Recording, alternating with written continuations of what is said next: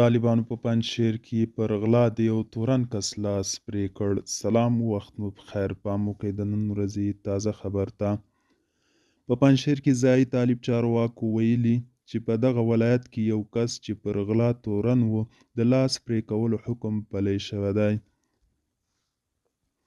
په پنجشیر کې د طالبانو رسنیز دفتر په یو خبرپاڼه کې ویلي چې دغه کس ته دوشنبه د چنګاښ پر 11 په درې ولسوالۍ کې سزا ورکړل شوې ده. تورن کس د درې ولسوالۍ اوسیدونکي او نوم یې سید هاشم د ګل هاشم زوی ښودل شوی دی. پر غلا دغه تورن کس ته د سزا ورکولو پر مهال د پنجشیر مرافعې محکمې لپاره د طالبانو رئیس، د درې ولسوالۍ ولسوال، د دغه ولسوالۍ ابتدایه محکمې رئیس او خلکو برخه اخیستې وه.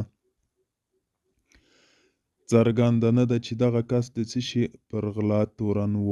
د طالبانو لخوا په عام محضر کې تورونه پر سزا ورکولو پر کور دننه او بهر پراخې نیوکې شوي.